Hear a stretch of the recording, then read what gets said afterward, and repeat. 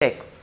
दुसरा टॉपिक आहे आपला अल्कोहोल्स, फिनॉल्स, इथर्स। मित्रांनो हा सुद्धा टॉपिक तुम्हाला सीईटीला, नीटला, जेईला 3 to 4 क्वेश्चन्स घेऊन येतो। जर सीईटीला आपण बघितलं तर 3 ते 4 मार्क हे खूप महत्त्वाचे डिसाइडिंग आहेत, आपलं फ्युचर डिसाइड होणार आहे, कारण एक एक क्वेश्चन आपल्याला खूप चांगल्या चांगल्या कॉलेजेसला ॲडमिशन मिळवून देणार आहे। Is that clear? त्यामुळं हे खूप मॅटर करतं। Alcohols, phenols, ethers. आता टॉपिक येताना जसं आपण बघितलं की हॅलोजन डेरिव्हेटिव्हमध्ये अल्किल हॅलाइड्स एक पार्ट आहे आणि दुसरा पार्ट ॲरिल हॅलाइड्स आहे। दोन्हीच्या रिएक्शन्स आपण त्याच्यामध्ये बघितल्या। तसं इथं आता 3 पार्ट आहेत। ॲक्च्युली हे 3 टॉपिक आहेत म्हणायचं। पहिला टॉपिक अल्कोहोल, दुसरा टॉपिक फिनॉल्स आणि तिसरा टॉपिक इथर्स। मग 1 by 1 आपल्याला 3 पार्टमध्ये याला चेक करावं लागेल। पण आता यांनी काय केलेलं आहे आपल्या स्टेट बोर्डमध्ये की अल्कोहोल आणि फिनॉल्सला कंबाईन दाखवलं। दोन्हीच्या रिएक्शन सोबत बघूया आणि इथर्सला त्यांनी सेपरेट केलेलं आहे, तसाच कंटेंट देताना दिलेलं आहे। So very first point is classification of alcohols. How does alcohols are classified? As similar as the halogen derivative. जसं halogen derivative on the basis of number of halogen atoms classify झाले होते, monohalogen, dihalogen, trihalogen, tetrahalogen derivative, तसंच alcohols सुद्धा classify झालेत। Monohydric alcohols, dihydric alcohols, trihydric alcohols, polyhydric alcohols. एक OH असेल तर mono, 2 असतील तर डाय, 3 असतील तर ट्राय, त्याप्रमाणे दिलेले। आता क्वेश्चन येणार का नाही हे मी सांगू शकत नाही। इझी कॅटेगरीमध्ये ह्या क्लासिफिकेशनवर एखादा क्वेश्चन असू पण शकतो की दिलेला अल्कोहोल कोणत्या कॅटेगरीमध्ये येतो वगैरे, तर सिम्पली तुम्हाला OH ची संख्या मोजायची, त्याच्यावरून ओळखू शकता डायहायड्रिक आहे का मोनोहायड्रिक आहे। पण माझ्या हिशोबाने या क्लासिफिकेशनपेक्षा पुढचं जे क्लासिफिकेशन आहे आपल्या सिलेबसमध्ये आहेत, जसं मोनोहॅलोजन डेरिव्हेटिव्ह डिटेल्समध्ये होते, त्याचे किती प्रकार पाहिले होते आपण? कालच पाहिलेत आपण। मोनोहॅलोजन डेरिव्हेटिव्ह अल्किल हॅलाइड्स, ॲलिलिक हॅलाइड्स, विनिलिक हॅलाइड्स, बेन्झिलिक हॅलाइड्स, ॲरिल हॅलाइड्स, हो की नाही? त्या पद्धतीने अल्कोहोलचं सुद्धा क्लासिफिकेशन झालेलं आहे। मोनोहायड्रिक अल्कोहोल्सला alkyl alcohols, vinylic alcohols, allylic alcohols, benzylic alcohols या पद्धतीने क्लासिफाय केलेलं आहे। सो आपल्याला सिम्पली लक्ष द्यायचं आहे की कोणता अल्कोहोल कोणत्या फॉर्ममध्ये येतो। तर तुम्हाला एक लक्षात घ्यायचं आहे की ॲलिलिक कार्बन ओळखू आला तर तो कंपाऊंड ओळखू येतोच। What is allylic carbon? It is the sp3 hybridize carbon present next to carbon carbon double bond. Double bonded कार्बनच्या पुढचा सिंगल बॉन्डेड कार्बन ज्याचा हायब्रिडायझेशन काय आहे? sp3। आता याच्यापैकी कुठला आहे का बघा बरं ॲलिलिक अल्कोहोल? डबल बॉन्डेड कार्बनच्या पुढचा सिंगल बॉन्डेड कार्बन ज्याचा हायब्रिडायझेशन sp3 आहे, तर हा कार्बन आहे जो की डबल बॉन्डेड कार्बनच्या पुढे आहे आणि सिंगल बॉन्डेड आहे। मग हायब्रिडायझेशन काय झालं याचं? sp3। म्हणून मग पहिलाच अल्कोहोल काय झाला? ॲलिलिक। आता विनिलिक अल्कोहोल। विनिलिक अल्कोहोल म्हणजे काय? तर विनिलिक कार्बनला OH अटॅच असणं। What is vinylic carbon? The carbon atom which is sp2 hybridize, double bonded carbon which is sp2 hybridize. मग डबल बॉन्डेड कार्बनला डायरेक्ट OH अटॅच असेल असं कुठं दिलेलं आहे का पहा? डबल बॉन्डेड कार्बनला डायरेक्ट OH इथं नाही दिलेलं, कारण इथं सुद्धा OH ज्याला अटॅच आहे तो सिंगल बॉन्डेड sp3 आहे, म्हणून हा सुद्धा कोण आहे? ॲलिलिकच आहे। ठीक आहे, इथं चेक करा, हा पण ॲलिलिकच आहे। हा कोण आहे? हा बेन्झिलिक आहे, कारण का बेन्झिन रिंगला नेक्स्ट sp3 असेल तर त्याला काय म्हणायचं? बेन्झिलिक कार्बन, म्हणून तो बेन्झिलिक अल्कोहोल झाला। हा पण बेन्झिलिकच झाला, फक्त हा प्रायमरी आहे आणि हा सेकंडरी बेन्झिलिक आहे, हा एवढा फरक असेल। सो या टाईपमध्ये याच्यावर क्वेश्चन येऊ शकतो, व्हेरी व्हेरी इम्पॉर्टंट। ह्या कॅटेगरीवरती क्वेश्चन्स आहेत, तुमच्या पण एक्झामला येणारच आहे, ते क्लासिफिकेशन परफेक्ट लक्ष ठेवा। अजून एक एक्स्ट्रा पॉईंट जो आहे इथं हे पहा, अल्कोहोल्स कंटेनिंग sp2COH बॉन्ड ज्याला आपण काय म्हणतो? विनिलिक। विनिलिक कार्बन म्हणजे काय? डबल बॉन्डेड कार्बन ज्याला फंक्शनल ग्रुप अटॅच असतो। आता इथं तुम्ही चेक करू शकता डबल बॉन्डेड कार्बनला OH ग्रुप अटॅच आहे, म्हणून हा विनिलिक अल्कोहोल झाला। याचा IUPAC नेम वगैरे तुम्हाला माहितीच आहे। अल्कोहोलचा IUPAC नेम काय? अल्कॅनॉल। जर हा अल्किन असेल तर काय येईल? मग अल्किनॉल, ALKEN येईल, फक्त फरक इथं पडणार आहे। त्यानंतर क्लासिफिकेशन ऑफ इथर्स। इथर्सचे मित्रांनो 2 प्रकार आहेत। कोणते 2? सिंपल इथर ज्याच्यामध्ये अल्किल ग्रुपच्या जे पण ऑक्सिजन ॲटम आहे डायव्हॅलंट ऑक्सिजन त्याच्या बाजूला असणारे अल्किल ग्रुप हे सारखे असतात, त्याला म्हणायचं सिंपल इथर्स। सारखे जर असतील तर त्याला म्हणायचं सिंपल। इथं जसं मेथिल मेथिल आहे किंवा फेनिल फेनिल आहे, सिंपल इथर्स। इथं मात्र हे डिफरंट असतात, ऑक्सिजनच्या आयदर साईडला 2 डिफरंट अल्किल किंवा ॲरिल ग्रुप्स असतील तर ते काय झाले? मिक्स्ड इथर्स किंवा अनसिमेट्रिकल इथर्स। इकडं मेथिल आहे, इकडं इथिल आहे, किंवा इकडं फेनिल आहे, इकडं मेथिल आहे, त्यामुळं डिफरन्स आहे. हा एक पॉईंट. आता नॉमेनक्लेचरमध्ये आलो आपण. नॉमेनक्लेचर अल्कोहोलचं ॲज युजल जसं कॉमन सिस्टीम असते तशी कॉमन सिस्टीम, आणि दुसरी काय IUPAC सिस्टीम. कॉमन सिस्टीममध्ये आपल्याला अल्किल अल्कोहोल आहेत, IUPAC मध्ये ते अल्कॅनॉल असेल, डबल बॉन्ड असेल तर अल्किनॉल असेल, ओके नाही. सो त्या पद्धतीने जाणार. पण त्याच्यात एक एक्स्ट्रा सिस्टीम ऑफ नॉमेनक्लेचर आहे जी की NCERTने पण नाही दिलेली, पण आपल्या सिलेबसमध्ये आहे. ती कोणते? Carbinol system. याच्यावर फिक्स क्वेश्चन आहे, आलेला आहे. आता कार्बिनॉल सिस्टीम किती सिंपल आहे ते पण सांगतो मी तुम्हाला. कार्बिनॉल सिस्टीम मध्ये सगळेच अल्कोहोल मिथेनॉल डेरिव्हेटिव्ह समजले जातात, मेथिल अल्कोहोलचे डेरिव्हेटिव्ह समजले जातात याचे. आता जसं की इथं तुम्हाला दाखवलेला कोणता इथिल अल्कोहोल आहे, मग याला कार्बिनॉल सिस्टीमने नाव कसं दिलं जातं, तर हा झाला तुमचा कार्बिनॉल जो की मिथेनॉलचा पार्ट, आणि त्याच्यामध्ये मग पुढं काय जोडलंय तुम्ही ते बघायचं. कोणता ग्रुप आहे? मेथिल. म्हणून याला जसं आपण कॉमन सिस्टीममध्ये इथिल अल्कोहोल म्हणतो, तर कार्बिनॉल सिस्टीममध्ये हा झाला कार्बिनॉल पार्ट, उरला कोण? मेथिल, म्हणून याचं नाव आहे मेथिल कार्बिनॉल. समजा तुम्हाला दुसरं एखादं एक्झाम्पल दिलं जाऊ शकतं. असा एखादा अल्कोहोल आहे, तर लक्ष ठेवायचं हा कोण आहे? कॉमन सिस्टीमनुसार हा आयसोप्रोपिल अल्कोहोल आहे, पण कार्बिनॉल सिस्टीमनुसार याचं नाव काय येईल? तर ह्याचा जो पॅरेंट आहे तो मिथेनॉल बाजूला काढायचा, हा मिथेनॉल आहे, ठीक आहे. याला आपण कार्बिनॉल म्हणतो. काय म्हणतो याला आपण? कार्बिनॉल म्हणतो. मग राहिले कोण आता? हे दोन मेथिल ग्रुप. मग दोन मेथिल ग्रुप असतील तर याला काय म्हणायचं? Dimethyl carbinol. Dimethyl carbinol. So या पद्धतीने तुम्हाला कार्बिनॉल सिस्टीम मध्ये नाव देता येतात. हा आपला कॉमन आहे टर्शियरी ब्युटिल अल्कोहोल. याचं नाव तुम्ही कार्बिनॉल सिस्टीम मध्ये काय देऊ शकता? तर हा झाला आपला कार्बिनॉल पार्ट. उरलेले किती आहेत ते बघायचं. ट्रायमेथिल कार्बिनॉल. सो एवढी सोपी सिस्टीम. मग क्वेश्चन का जाऊ द्यायचा? इझी कॅटेगरी मधला क्वेश्चन त्याच्यावर येणार आहे. इथं तुम्हाला दिलंय बघा, टर्शियरी ब्युटिल अल्कोहोलचं कार्बिनॉल सिस्टीम नुसार नाव द्या. आत्ताच दिलं आपण. काय दिलं होतं? Trimethyl carbinol. Coming to the next, IUPAC system नुसार मित्रांनो काय नाव आहे अल्कोहोलचं? अल्कॅनॉल, हो की नाही. सो इथं बघू शकताय सायक्लोब्युटेन होता म्हणून याचं नाव सायक्लोब्युटॅनॉल. आता हा सायक्लोपेंटिल आहे, सायक्लोपेंटेन. त्याच्यामध्ये एक OH आणि एक इथिल. प्रायोरिटी कोणाला जाते? फंक्शनल ग्रुपला. मग नंबरिंग इथून होणार 1 2. कितीला इथिल गेला? 2 ला. सो नाव काय आलं मग? 2 इथिल. आणि रिंग कितीचे आहे बघायचं? 3 4 5. कितीचे? 5चे. मग नाव काय आलं? 2 इथिल सायक्लोपेंटॅनॉल. त्या पद्धतीने ॲलिसायक्लिक अल्कोहोलला नाव देता येतील. दुसरा विषय nomenclature of phenols. IUPAC system name of phenol is benzenol. The common name of phenol is also accepted by IUPAC.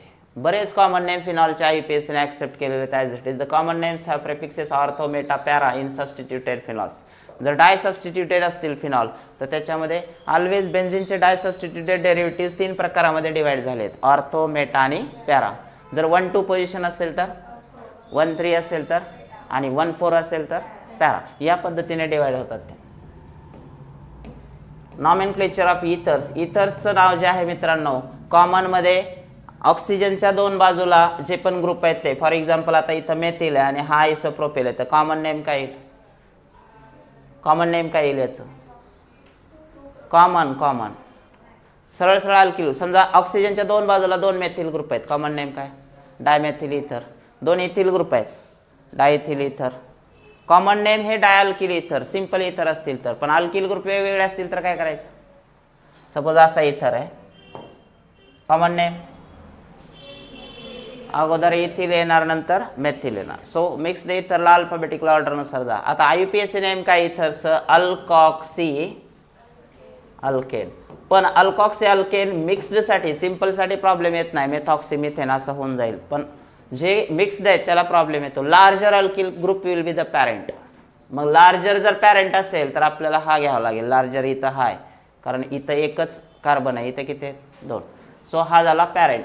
मग ऑक्सिजन छोट्यासोबत दिला आपण तर अल्कॉक्सी पार्ट हा होणार छोटावाला. आणि लार्जर अल्किल ग्रुपचा पॅरेंट शोधायचा. 1 2 कार्बन आहेत, मग किती झाला तो? इथेन. नाव काय आलं? Methoxy ethane. What is the name of that इथर? मेथॉक्सी इथेन या पद्धतीने जावं लागेल. सपोज दुसरा एक इथर असा आहे CH3OCH3 काहीतरी चुकायलंय माझ्याकडून CH3OCH आणि CH3 मेथिल आयसोप्रोपिल इथर आहे हा कॉमन सिस्टीमनुसार. पण आता IUPAC मध्ये लार्जर कोण आहे तो अल्केन असेल. कोण आहे प्रोपिल का मेथिल इथं प्रोपिल. मग ऑक्सिजन छोट्या सोबत द्या. याचं नाव काय झालं मेथॉक्सी आणि याचं नाव 3चा पॅरेंट प्रोपेन. मग नाव काय आलं अल्कॉक्सी अल्केन नुसार हा झाला मेथॉक्सी. कितीला आहे 2ला 2 मेथॉक्सी आणि प्रोपेन हे त्याचा IUPAC नेम. या पद्धतीने तुम्हाला जाता येईल. येते एक लक्षात. That is the IUPAC name of ethers. अल्कोहोलचे तर दिलेलेच आहे तुम्हाला इथं वेगवेगळे दिलेले आहेत. N प्रोपिल तर N propyl alcohol propanol. Secondary butyl आहे तर ब्युटॅन टू ऑल. हे खूप सोप्या पद्धतीने आहे. अल्कोहोलची नावं लगेच लक्षात येतात. कदाचित तुम्ही विसरू शकता फिनॉल आणि इथर्सच्या बाबतीत. आता पहा हा ट्रायहायड्रिक अल्कोहोल आहे. किती OH ग्रुप आहेत 3. Common name propylene glycol. 2 असतील तर इथिलीन ग्लायकॉल. पण ह्यांच्या IUPAC नेम काय येतात तर लक्षात ठेवायचं ज्यावेळी डायहायड्रिक ट्रायहायड्रिक पॉलिहायड्रिक अल्कोहोल असतात तर अल्केनचा E रिप्लेस करायचा किंवा काढून टाकायचा नाही. जसं अल्कॅनॉलमध्ये आपण E गायब केला ना अल्केनचा अल्कॅनॉल अल्कॅन ऑल तर E काढून टाकल्यानंतर OL जोडला होता. मोनोहायड्रिकसाठी चालतंय पण डायहायड्रिकसाठी अल्केनचा E रिटेन करायचा तसाच ठेवायचा. मग आता काय येईल अल्केन डायॉल अल्केन ट्रायॉल. जसं इथं 2 आहेत तर आता ह्याचं काय येईल इथेन. कितीला OH आहे बघा 1 2 म्हणून नाव काय आलं त्याचं इथेन 1 2 डायॉल. बरेच मुलं काय करतात इथॅन करतात E काढून टाकतात. तसं नाही काढता येत. डायहायड्रिक ट्रायहायड्रिकसाठी नाही काढायचं आहे तसं ठेवायचं. इथं पण चेक करा प्रोपेन 1 2 3 ट्रायल. सो प्रोपेनचा E आहे का नाही. तेच तुम्ही मोनोहायड्रिकसाठी चेक करा E रिप्लेस केलाय प्रोपॅन लिहिलाय प्रोपेन नाही लिहिला. याचा अर्थ E जो काढतो आपण अल्केनचा तो फक्त मोनोहायड्रिकमध्ये काढतो डायहायड्रिक ट्रायहायड्रिकला काढत नाही. Coming to the next nomenclature of phenol. This is very very very very important. कारण याच्यात तुम्ही कदाचित IUPAC नेम बऱ्यापैकी लक्षात ठेवता पण इकडं तुमचं लक्ष कमी असतं. तर हे जे नाव आहेत फिनॉलचे कोणते कॉमन नेम ते खूप महत्त्वाचे. सिंगल असेल फिनॉल फिनॉल किंवा बेन्झिनॉल म्हणतो आपण. आता OHच्या ऑर्थो पोझिशनला CH3 असेल तर त्याला काय म्हणायचं कोणता क्रिसॉल ऑर्थो क्रिसॉल. तेच मेटाला गेला तर मेटा क्रिसॉल आणि 4 पोझिशनला गेला CH3 तर पॅराक्रिसॉल. आता इथे एक दिलंय याचा अर्थ बाकीचे आपण समजून घेतले पाहिजे. त्याच्यानंतर आहे पॅरानायट्रोफिनॉल. चेक करा 4 नंबरला नायट्रो ग्रुप आहे. सो पॅरानायट्रोफिनॉल त्यालाच आपण IUPAC मध्ये काय म्हणणार 4 नायट्रोफिनॉल. क्रिसॉलच्या बाबतीत सुद्धा 1 2 2ला मेथिल आहे म्हणून इथं 2 मेथिल फिनॉल लिहिलंय. 4ला मेथिल गेला तर काय लिहायचं कॉमन मध्ये पॅराक्रिसॉल पण IUPAC मध्ये 4 मेथिल फिनॉल. सो नावं लक्षात ठेवावं लागतील. आता डायहायड्रिक फिनॉल जे आहे त्याच्या बाबतीत पण पहा ऑर्थो पोझिशनला जर 2 OH ग्रुप असतील तर कॉमन नेम कॅटेचॉल. कुठलं आहे कॅटेचॉल OC असं लक्षात ठेवू शकता. ऑर्थोला असेल तर कॅटेचॉल नाव येते त्याचं.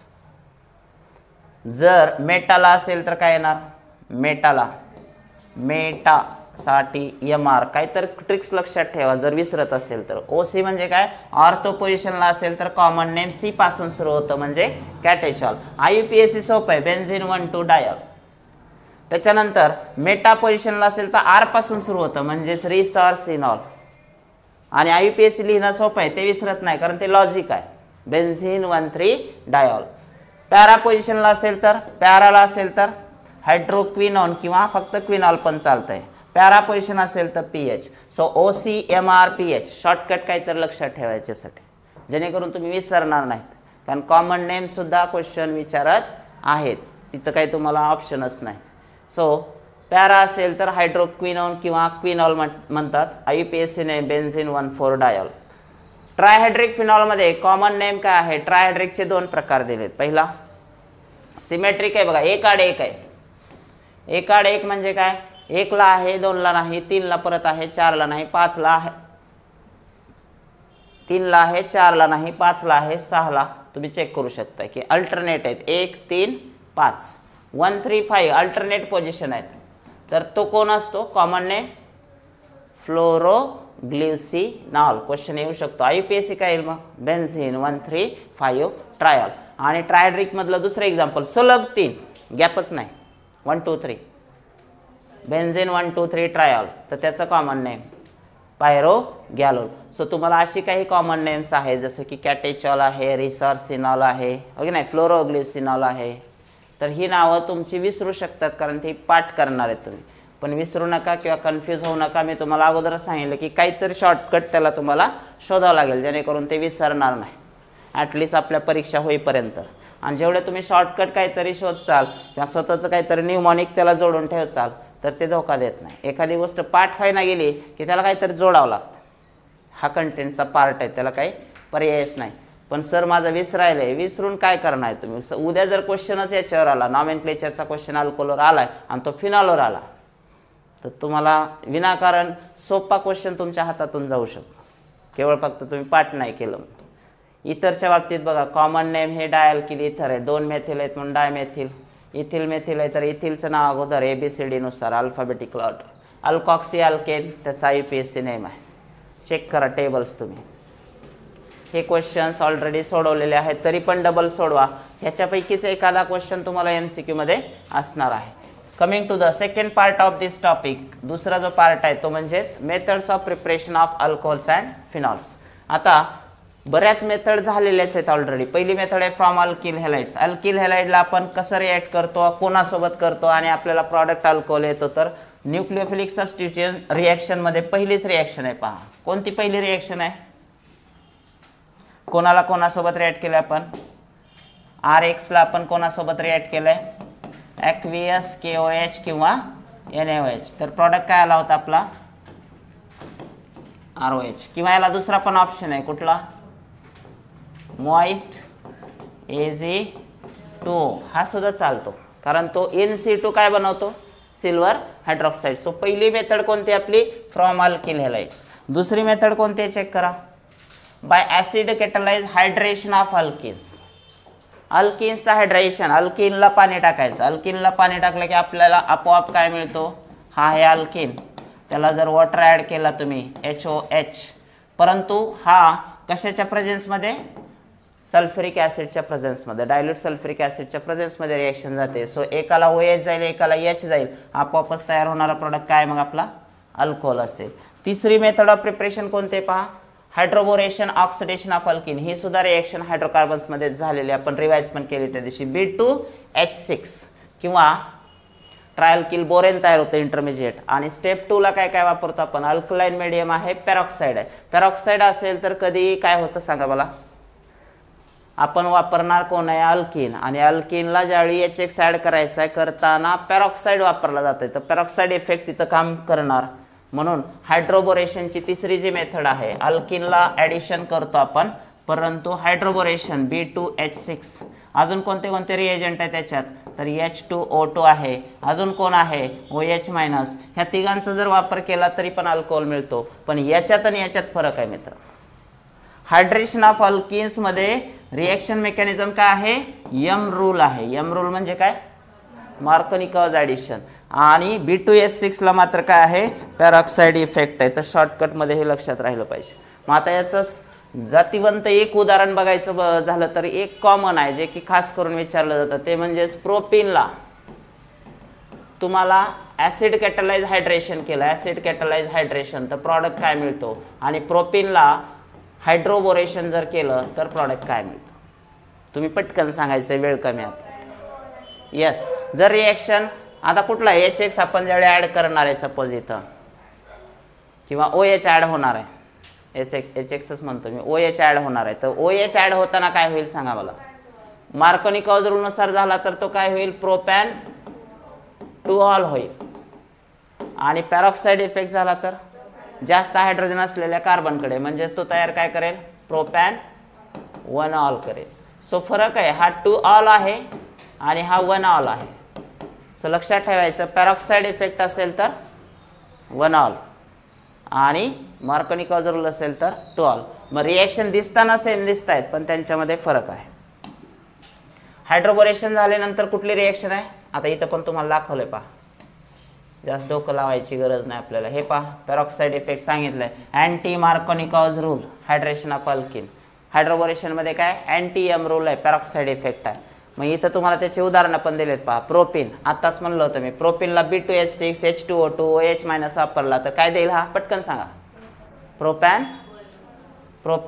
1ऑल. आणि इथं जर समजा हायड्रेशन असतं म्हणजे हा रिएजंट आहे खाली जो आहे तो जर इथं असता तर काय आलं असतं, प्रोपॅन 2ऑल. आता इथं याच्यासोबत पण असू द्या, हा सायक्लोअल्किन आहे सबस्टिट्यूटेड, तर इथं काय मिळेल सांगा बघा. हा प्रॉडक्ट सांगा. हा झाला फिक्स प्रोपॅन 1ऑल. हा कोण आहे, कुठं पाठवणार तुम्ही आता, कॉन्सन्ट्रेटेड H2SO4 आणि वॉटर म्हणजे सिंपल हायड्रेशन ऑफ अल्किन आहे, एम रूल नुसार रिएक्शन जाणार. तर तुम्ही इथं चेक करा, इथं हायड्रोजन किती आहेत पहा, 1 2 3 बॉन्ड आहेत म्हणजे किती दिसायला एक नाही, चष्मेवाले लोक, किती हायड्रोजन आहे तिथं, 1 आहे. आणि इथल्या कार्बनला चेक करा, ह्या कार्बनला इथं 1 हायड्रोजन आहे पण इथं किती आहे, 4 बॉन्ड दिसायलेत ना, मग हायड्रोजन किती आहे, 0. मग मार्कोनिकॉज रूल काय सांगतो, कुठं पाठवायचं OHला, मार्कोनिकॉज रूल जिथं कमी हायड्रोजन आहे तिथं, मग 0 हा नंबर कमी आहे 1 पेक्षा, मग येणारा OH इथंच येणार, हो नाही. H आपोआप इथं गेला, डबलचा सिंगल बॉन्ड झाला. आता नाव काय आलं, 1-मेथिल सायक्लोहेक्झॅनॉल. सो याचं नाव काय आलं, 1-मेथिल सायक्लोहेक्झॅनॉल. लक्षात ठेवायचं. म्हणजे तुम्हाला क्विक डिसिजन घ्यावा लागतो तिथे की मेकॅनिझम कसं चेंज होतं. आता त्यांनी इथं 12वी तर रिएक्शन दिलेच नाही बघा, रेफरच करा म्हणतोय, ह्या सेक्शनला जावा, त्या टॉपिकमध्ये जावा, त्या टॉपिकमध्ये जावा. आम्ही डबल सांगणार नाही म्हणतोय, कारण ऑलरेडी ह्या रिएक्शन मागच्या टॉपिक्समध्ये झालेल्या आहेत. पण मला कामधंदा नाही म्हणून मी 1000 वेळेस सांगतोय सगळंच परत. आणि एवढं करून पण जर तुम्ही एक्झाममध्ये चुका केल्या तर चुकीला माफी नाही, पुन्हा तुम्हाला पर्याय नाही, पुन्हा ओरडायचं नाही सर माझा पर्सेंटाईल इथं गेला तिथं गेला क्वेश्चन. एकदा तुम्ही एक्झाम हॉलमधून आलात, विषय क्लोज झाला बघा. जे काय स्वतःचं पोटेन्शियल तुम्हाला चेक करायचं आहे, माझा स्टॅमिना किती अभ्यासाचा, मी किती तास अभ्यास करू शकतो, माझी कॅपॅसिटी किती आहे ग्रास्प करण्याची, माझी रिडिंगची कॅपॅसिटी स्पीड किती आहे, एकदा बसल्यानंतर किती फास्टली मी पानं पलटू शकतोय, आणि वाचलेलं मला किती लक्षात राहतंय, ह्या सगळ्या गोष्टीच्या टेस्ट राईड सध्या आता घेता येतात तुम्हाला, कारण हा एक्झामचा पीक पिरियड आहे. आणि ह्याच्यात विशेष म्हणजे तुम्ही बघा की तुमच्यासोबत जेवढे मित्रमैत्रिणी होते त्या सगळ्यांनी CETचा फॉर्म भरला आहे, पण त्यातले 50% सध्या शहरात आहेत, आणि त्यातले 30% फक्त क्लासेसमध्ये आहेत, आणि त्यातले 15% फक्त रेग्युलर आहेत, आणि त्यातले 5% फक्त तुमच्या कॉम्पिटिशनला आहेत. म्हणजेच अख्ख्या धाराशिवमध्ये 2000 जरी विद्यार्थी असले तरी तुमच्या कॉम्पिटिशनला अख्ख्या ह्या शहरामध्ये फक्त 50 ते 60 विद्यार्थी. मग ह्यांना मागं टाकणं तुम्हाला काही फार अवघड नाही, कारण हे पण तुमच्या तोडीस थोडा अभ्यास करायलेत. मग आता तुम्ही त्यांना मागं कसं टाकू शकता, तर रॉ टेक्निक वापरायचं नाहीत, त्याला फॅन लावून द्यायचा, झोप आराम कर. म्हणजे आपला कॉम्प्युटर आपला मित्र असतो, आपला रूम पार्टनर असतो, आपलीच मैत्रीण असते असं नाही, त्यांना मागं खेचायचं नाही. जागा भरपूर आहे, टेन्शन घेऊ नका. COEPला काय कम्प्युटर इंजिनिअरिंगची एकच जागा नाही की आता मी तरी लागेल नाही तर माझी मैत्रीण तर लागेल, मग तिचा कसा काटा काढते बघाचा. आता काय तर त्यांना आजारी पाडायचं, त्यांना काहीतरी खाऊ घालायचं अप्पर टप्पर. आपल्या मित्रांसोबत आपल्या मैत्रिणीसोबत आपलं कॉम्पिटिशन बिलकुल नाही. उलट तुम्ही असा प्रयत्न करावा असं मला वाटतंय की तुमचं लयच क्लोज फ्रेंड आहे तर तो तुमच्यासोबतच तुमच्या रँकिंगला, तुमच्याच कॉलेजला, तुमच्याच ब्रँचला, तुमच्याच बेंचवर बसला पाहिजे. असा पण स्कोअर तुम्ही आणू शकता, हे पण मॅजिक करू शकता. मग तेवढा थोडा अभ्यास करायचा.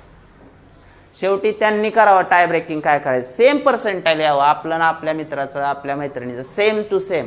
कारण तुम्ही by reduction of carbonyl compounds, aldehydes असतील, कीटोन्स असतील, इस्टर्स असतील किंवा कार्बोनिल कंपाऊंड जे आहेत, CO ग्रुपचं रिडक्शन डायरेक्ट CH2 मध्ये होतं मित्रांनो. रिएजंट कुठला आहे, एकतर प्लेन हायड्रोजनेशन आहे H2NI और PD, किंवा LiAlH4 आणि हायड्रोलिसिस.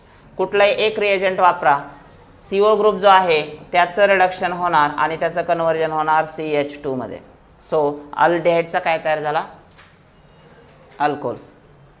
जर कीटोन वापरला तर कोणता अल्कोहोल येईल, प्रायमरी येणार नाही, कोणता अल्कोहोल येईल, सेकंडरी. तर तो डिफरन्स मात्र लक्षात ठेवायचा. प्रायमरी अल्कोहोलसाठी अल्डेहाइड वापरला गेला पाहिजे, आणि जर सेकंडरी अल्कोहोल पाहिजे असेल तर कीटोन वापरला गेला पाहिजे. इथं आहे सेकंडरी अल्कोहोल. ठीक आहे. त्यानंतर by reduction of carboxylic acid, carboxylic ऍसिडला सुद्धा रिड्यूस करू शकतो आपण. रिएजंट परत एकदा कोणता आहे? LiAlH4 hydrolysis. मिळणारा प्रोडक्ट प्रायमरी अल्कोहोल असेल ऍसिड पासून. म्हणजेच अल्डिहाइडचं रिडक्शन होऊ शकतं अल्कोहोलमध्ये, कीटोनचं होऊ शकतं आणि कार्बोक्सिलिक ऍसिडचं देखील होऊ शकतं. हे जे दाखवलेलं आहे कोण आहे पहा. However, lithium aluminum hydride is an expensive reagent. Commercially, acids are the first transformed into esters, which on catalytic hydrogenation gives primary alcohol. आता ही पण मेथड आहेच, पण ह्या रिएजंटची किंमत जास्त आहे मित्रांनो, महाग आहे. मग त्याला तेवढी प्राइस देण्यापेक्षा आणि बिझनेस लॉसमध्ये घालवण्यापेक्षा बऱ्याच वेळा काय केलं जातं तर कार्बोक्सिलिक ॲसिडला अगोदर कन्वर्ट कशात केलं जातं? इस्टर्समध्ये. आणि इस्टर्समध्ये कन्वर्ट करून परत त्याचं हायड्रोजनेशन केलं जातं इस्टरचं हायड्रोजनेशन केलं तर तुम्हाला अल्कोहोल मिळतात. आणि याच्यामध्ये कॉस्ट इफेक्टिव्ह मेथड आहे. ॲसिडला डायरेक्टली अल्कोहोलमध्ये कन्वर्ट करण्यापेक्षा ह्याला पैसे खर्च करावे लागतील. त्याच्याऐवजी ॲसिडला अगोदर कशात कन्वर्ट करतात? इस्टर्समध्ये. आणि फर्दर परत इस्टर्सचं हायड्रोजनेशन केलं. हे जे रिएजंट आहे त्याची किंमत जास्त नाही, सहज त्याला आपण काय करू शकतो? हायड्रोजनेट करू शकतो आणि येणारे प्रॉडक्ट अल्कोहोल्स आहेत. So this is the best way. परंतु एक्सपेन्सिव्ह का आहे? एखादी गोष्ट महाग असते म्हणजे त्याचं काहीतरी वैशिष्ट्य पण असतं ना. लिथियम ॲल्युमिनियम हायड्राईडचा ॲडव्हान्टेज काय आहे मित्रांनो? पहा, the advantage of LiAlH4 over H2ni is that it does not reduce the isolated olefinic bond and hence it can reduce unsaturated aldehyde and ketones to unsaturated alcohols. फायदा काय आहे मग? Lithium aluminium hydride जर वापरला आपण H2 पेक्षा, तर इथं तुम्हाला दिसतंय पहा कोणता अल्डेहाइड आहे हा? अनसॅच्युरेटेड अल्डेहाइड आहे. नाव सांगा पटकन. ब्यूट 1 2 3 4 5. ब्यूट नाही, पेंट आहे. पेंट कितीला इन आहे? आणि Al पटकन सांगा. 3 in 1 Al. ऑल नाही, Al किंवा इनल डायरेक्ट लिहू शकतो कारण तो टर्मिनलच. आता लक्ष द्या, जर आपण हायड्रोजनेशन केलं तर प्रॉडक्ट वेगळा येईल आणि आपण LiAlH4 वापरला लिथियम ॲल्युमिनियम हायड्राईड तर प्रॉडक्ट वेगळा येतो. कसा? हायड्रोजनेशन केलं तर तुम्हाला मिळालेला प्रॉडक्ट कोणता आहे बघा? पेंटॅन 1 ऑल. आणि लिथियम ॲल्युमिनियम हायड्राईड वापरला तर मिळालेला प्रॉडक्ट पेंट 3 in 1 ऑल. म्हणजे हा अनसॅच्युरेटेड अल्कोहोल देतो, हा देत नाही, हा प्लेन अल्कोहोल देतो. म्हणजे हा CO ग्रुपला पण रिड्यूस करायला हायड्रोजन आणि CC ग्रुपला पण रिड्यूस करायला, म्हणजे डबल बॉन्डचं पण रिडक्शन आणि CO ग्रुपचं पण रिडक्शन, दोन्ही ठिकाणी हायड्रोजन ॲड होतो हायड्रोजनेशनमध्ये. लिथियम ॲल्युमिनियम हायड्राईडचं तसं नाही, हा सिलेक्टिव्ह आहे. सिलेक्टिव्ह असणं हीच त्याची स्पेशालिटी आहे, म्हणूनच त्याची किंमत जास्त आहे. कारण तो CO ग्रुपला तर रिड्यूस केलं त्यानं. कशामध्ये रिड्यूस केलं हे पहा, CO ग्रुप आहे इथं, त्याचं रिडक्शन केलं, CH2 मध्ये कन्वर्ट केलं. पण CC बॉन्ड तसाच दिसतोय, डबल बॉन्ड तसाच दिसतोय. याचा अर्थ हा सिलेक्टिव्ह आहे आणि सिलेक्टिव्ह असलं की किंमत वाढतेच 100%, म्हणून तो एक्सपेन्सिव्ह आहे. त्याच्यानंतर आपण जातोय by addition of Grignard reagent. पुढची जी मेथड ऑफ प्रिपरेशन आहे अल्कोहोलची ती काय आहे? अल्डेहाइड्स कीटोन्सला ग्रिग्नार्ड्स रिएजंट ॲड करणं. मिळणारा प्रोडक्ट हा आपल्याला अल्कोहोल मिळतो मित्रांनो. मग त्याचा एक टेबलच आहे पूर्ण की कोणता आपण अल्डेहाइड वापरल्यानंतर प्रॉडक्ट काय मिळतो. जसं की इथं पहा, फॉर्मल्डिहाइड वापरला ग्रिग्नार्ड रिएजंट सोबत तर कुठला अल्कोहोल मिळाला? प्रायमरी. त्याच्यानंतर फॉर्मल्डिहाइड सोडून दुसरा कुठलाही अल्डेहाइड वापरा, सेकंडरी अल्कोहोल मिळाला. आणि जर कीटोन वापरला तर टर्शरी अल्कोहोल. आणि याचे आपण खूप सारे एक्झाम्पल, याचे मला वाटतं 2 दिवस आपण ट्रायल घेत होतो, 2 ते 3 दिवस आपण तुमच्या नोटबुकमध्ये पण असेल एक एक्झाम्पल बघून आपण सोडवत होतो. आता ती वेळ नाही, आता फक्त समजून घ्यायचं काय आहे ते. फॉर्मल्डिहाइडला कोणता अल्कोहोल येतो? इथं जर मेथिल ग्रुप असेल तर कोणता अल्कोहोल येईल? मेथिल मॅग्नेशियम ब्रोमाइड आणि फॉर्मल्डिहाइड पटकन सांगायचं. हा एक आणि हा एक, 2 झाले, येथील अल्कोहोल. समजा हा ॲसेटल्डिहाइड आहे आणि हा मेथिल मॅग्नेशियम ब्रोमाइड आहे, तर सेकंडरी अल्कोहोल येणार ना याच्यात. कोणता येईल? हे 2 आणि हा एक, 3, पण मध्ये येणार OH, म्हणून मग आयसोप्रोपिल अल्कोहोल. तसं जर डायमेथिल कीटोन असेल तर, डायमेथिल कीटोन असेल तर सगळे विसरतात तुम्ही. काय बोर्डाचे पेपर दिले तुमचे तुम्हालाच माहिती. हा हे पहा, अशी रिएक्शन विचारली मी तुम्हाला, काय आठवत नाही का ह्याच्यातलं? Long ago. हा CH3 येणार, याला अटॅच होणार, परत हा OMGBr होणार, स्टेप 2 ला हायड्रोलिसिस होणार, मग इथं OH येणार, मग इथं CH3 आला आणि इथं OH. कोणता अल्कोहोल आहे? Tertiary butyl alcohol. सो फॉर्मल्डिहाइडला प्रायमरी अल्कोहोल, अदर अल्डिहाइड्सला सेकंडरी अल्कोहोल्स आणि कीटोन्सला टर्शरी अल्कोहोल. मग दिलंयच की इथं टेबलमध्ये. ह्याची प्रॅक्टिस तुम्हाला करावी लागेल. इपॉक्साइड हे पण एक्स्ट्रा रिएक्शन लक्षात ठेवा. Epoxide reacts with Grignard reagent followed by acid hydrolysis to give primary alcohol. Epoxide म्हणजे सायक्लिक इथर्स आहेत. त्यांचं ब्रेकडाऊन झाल्यानंतर तुम्हाला मिळणारा जो प्रॉडक्ट आहे तो कुठला मिळतो? प्रायमरी अल्कोहोल मिळतो. Then coming to the preparation of phenols. किती मेथड्स आहेत फिनॉलच्या प्रिपरेशन मेथड? बघा, पहिली क्लोरोबेन्झिन, ज्याला नाव दुसरं पण आहे डाउज प्रोसेस म्हणतो आपण. What happens in chlorobenzene? Chlorobenzene heated at 623 kelvin and 300 atmosphere pressure. First step आहे सोडियम फिनॉक्साइड. मित्रांनो, सोडियम फिनॉक्साइड हा मोस्ट स्टेबल आहे, ॲरोमॅटिसिटी आहे आणि स्टेबल सॉल्ट आहे हा. आणि त्याला जर हायड्रोलाइज केलं तर कुठल्याही सॉल्टला हायड्रोलाइज केलं की तो ब्रेक होतो. ब्रेक झाल्यानंतर इथं ONH तयार काय झाला? OH म्हणजेच फिनॉल.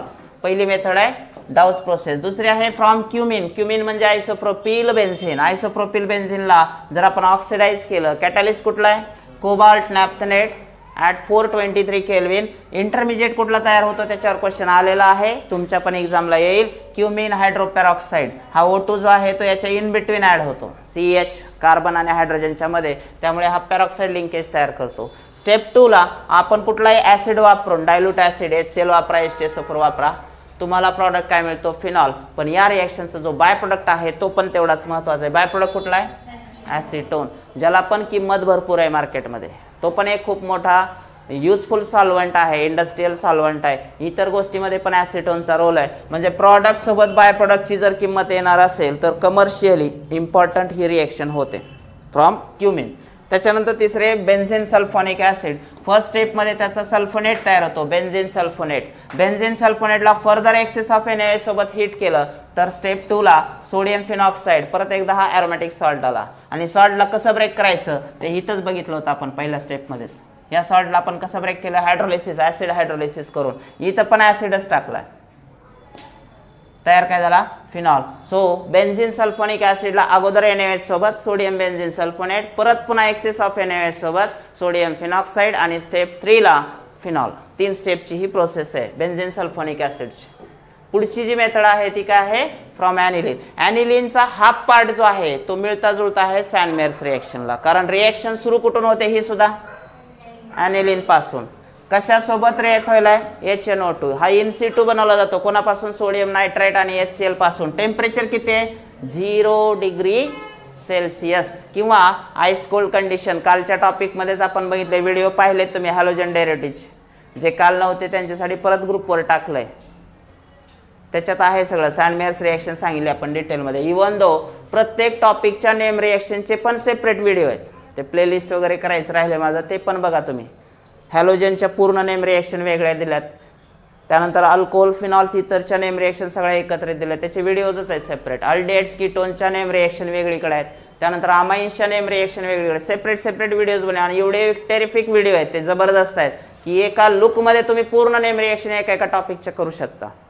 काल जसं आपण बघितलं, तुम्हाला वाटतंय की स्लो व्हायलाय, 1.5 करा स्पीड किंवा 2x करा, लावून ठेवा. तुम्ही सतत जरी नाही बघितलं, कंटाळा आला तर चालू जरी राहिलं तरी पण तुम्हाला त्याचा बेनिफिट होणार आहे.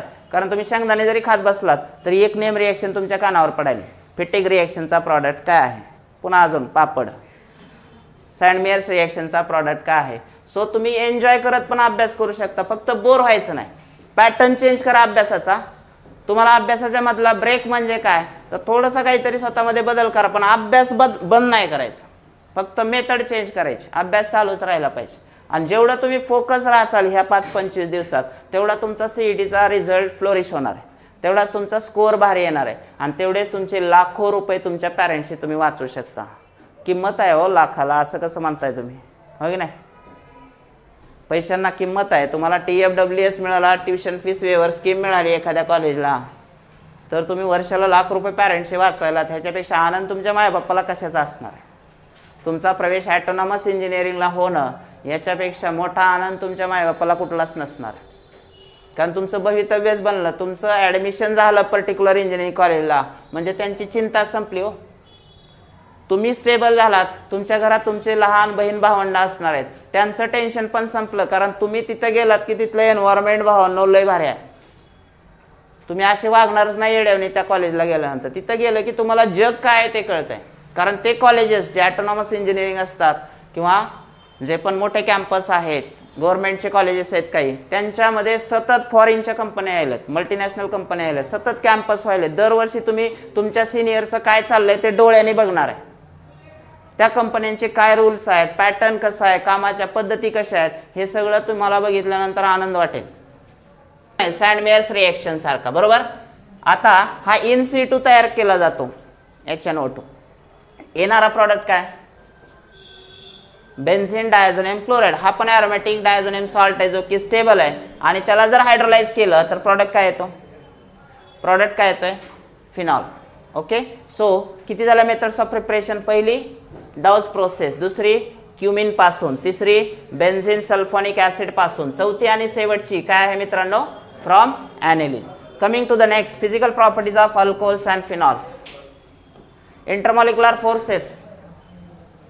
अल्कोहोलमध्ये हायड्रोजन बॉन्डिंग असते, हायड्रोजन बॉन्डिंगमुळे त्याचा बॉइलिंग पॉईंट वाढतो. फिजिकल स्टेट लिक्विड आहेत.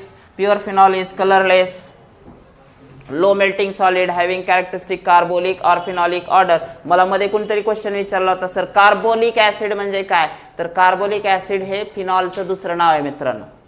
कार्बोलिक ऍसिड हे फिनॉलचं दुसरं नाव आहे, अदर नेम ऑफ फिनॉल. त्यामुळे रिएक्शनच्या बाबतीत कन्फ्यूज होऊ नका, किंवा कार्बोलिक आणि कार्बॉक्झिलिक याच्यामधलं पण कन्फ्युजन काढून टाका. कार्बॉक्झिलिक ऍसिड म्हणजेच COOH ग्रुप असणार आहे. सोलिबिलिटीच्या बाबतीत पण सांगितलं, ज्यांच्यामध्ये इंटरमॉलिक्युलर हायड्रोजन बॉन्डिंग पॉसिबल आहे त्यांचा मेल्टिंग पॉईंट बॉइलिंग पॉईंट जास्तच असतो. The solubility of orthonitrophenol and paranitrophenol in 0.2 gram. ऑर्थोची किती दाखवले ते पण चेक करू शकता तुम्ही. 0.2 ग्रॅम आहे ऑर्थोची आणि पॅराची आहे 1.7. का बरं ही सोलिबिलिटी वाढते पॅरासाठी, रिझन इथं दिलेलं आहे तुम्हाला. Paranitrophenol has strong intermolecular hydrogen bonding with solvent water. On the other hand orthonitrophenol has strong intramolecular hydrogen bonding म्हणते. इंटर आणि इंट्रा मधला फरक आहे. हे झालं इंटर, हे पाहिजेच आहे, आणि हे आहे इंटर. इंटर म्हणजे दोन वेगवेगळे, हा वेगळा आहे हा वेगळा आहे. विदिन द सेम मॉलिक्युल असेल तर ते येणार आहे intra. The intermolecular attraction towards solvent water is weak. मग ऑर्थोचं जर इंट्रामॉलिक्युलर आहे तर इंटरकडे त्याचं दुर्लक्ष आहे, त्यामुळे काय होतं, सोलिबिलिटी पॅराची जास्त आहे. Paranitrophenol has higher solubility in water than that of orthonitrophenol. जर रिझन लक्षात ठेवायचं नसेल तर एवढं लक्षात ठेवा, पॅरानायट्रोची सोलिबिलिटी ऑर्थोपेक्षा जास्त आहे, पाठच, मग डोकं लावायची गरज नाही. केमिकल प्रॉपर्टीज मध्ये litmus paper test, alcohol neutral आहेत मित्रांनो, फिनॉल वीक ऍसिड्स आहेत. रिएक्शन विथ बेसेस पहा, फिनॉलचे रिएक्शन सोडियम हायड्रोजन कार्बोनेट सोबत. आता फिनॉल ऑलरेडी कसा आहे, वीक ऍसिड, आणि हा बेस सुद्धा कसा आहे, weak base. Sodium hydrogen carbonate, sodium bicarbonate हा वीक बेस आहे, त्यामुळे रिएक्शन होत नाही. अल्कोहोल तर स्वतः न्यूट्रल आहेत, मग ते बेस सोबत कशाला रिएक्ट होतील. Phenols dissolve in aqueous NaOH by forming water soluble sodium phenoxide and precipitated regenerated on acidification with HCl. So phenol ची रिएक्शन वीक बेस सोबत नाही होणार, पण हा NaOH कसा आहे, NaOH हा स्ट्रॉंग बेस आहे, मग स्ट्रॉंग बेस सोबत मात्र तो रिएक्ट होतो आणि फिनॉक्साइड बनवतो. फिनॉलची रिएक्शन HCl सोबत फिनॉक्साइडची, तर ही पण होऊ शकते, तयार काय झाला, फिनॉल. म्हणून स्ट्रॉंग बेस सोबत फिनॉल रिएक्ट होऊ शकतो, वीक बेस सोबत होऊ शकत नाही. आता सोडियम बायकार्बोनेट, सोडियम हायड्रॉक्साइड आणि sodium metal are increasingly strong bases. या सगळ्यामध्ये स्ट्रॉंग कोण आहे तर बघा, सोडियम बायकार्बोनेट पेक्षा strong sodium hydroxide, sodium hydroxide पेक्षा स्ट्रॉंग सोडियम मेटल. कारण sodium metal highly reactive metal आहे, इलेक्ट्रोपॉझिटिव्ह कॅरेक्टर जास्त आहे. एस ब्लॉक मध्ये पहिल्याच ग्रुपमध्ये तो आहे, तुम्ही ते वाचू शकता, त्याच्यामध्ये इथं दिलेले पण आहे रिएक्शन. आता अल्कोहोल स्वतः कसे आहेत, न्यूट्रल, तरी पण ते NaHCO3 सोबत रिएक्ट होणार नाही, NaOH सोबत रिएक्ट होणार नाही, पण सोडियम मेटल सोबत रिएक्ट होऊ शकतात with the liberation of what, H2 gas. So हे साइन आहे की अल्कोहोलला स्ट्रॉंग बेस सोबत, very very strong base as like Na सोबत रिएक्ट केलं तर मिळणारा प्रोडक्ट काय आहे, अल्कॉक्साइड एक आहे आणि liberation of H2 gas. Characteristic test for phenols जी की अल्कोहोलद्वारे दाखवली जात नाही ती म्हणजेच न्यूट्रल FeCl3 सोबतची टेस्ट. हा तयार करतो डीप कलर. कोणता कलर येत आहे तर पर्पल किंवा violet green colouration of ferric phenoxide. मग अल्कोहोल आणि फिनॉलला ओळखायचं असेल तर अल्कोहोलमध्ये जर तुम्ही न्यूट्रल FeCl3 टाकला तर व्हायलेट कलर येत नाही, पण फिनॉल जर असेल त्या टेस्ट ट्यूबमध्ये आणि त्याच्यात जर FeCl3 टाकला तर मात्र त्याचा व्हायलेट किंवा पर्पल किंवा ग्रीन कलर येतो. याचा अर्थ अल्कोहोल आणि फिनॉलसाठीची ही डिस्टिंग्विशिंग टेस्ट होऊ शकते. त्याच्यानंतर अल्कोहोलची इटसेल्फ डिस्टिंग्विशिंग टेस्ट म्हणून हे ल्युकस रिएजंट आपण याच्या अगोदर पण पाहिलं कालच्या टॉपिकमध्ये. ल्युकस रिएजंटमध्ये काय येतं अनहायड्रस झिंक क्लोराईड आणि HCl. आता अल्कोहोल प्रायमरी, सेकंडरी आणि टर्शरी ह्यांच्यातला फरक कसा ओळखायचा, कोणता प्रायमरी, कोणता सेकंडरी, कोणता टर्शरी. समजा 3 टेस्ट ट्यूबमध्ये 3 अल्कोहोल आहेत. ही पहिली टेस्ट ट्यूब, ही दुसरी टेस्ट ट्यूब आणि ही तिसरी test tube. A, B, C तिन्ही पण अल्कोहोल आहेत, पण माहीत नाही कोणत्यामध्ये प्रायमरी, कोणत्यामध्ये सेकंडरी, कोणत्यामध्ये टर्शरी. तर ल्युकस रिएजंट ह्यांना ओळखून देऊ शकतो. तुम्हाला कसा देऊ शकतो तर सिम्पली जर ल्युकस रिएजंट ॲड केला अल्कोहोलला, alcohols are soluble in Lucas reagent but the product alkyl chloride is not.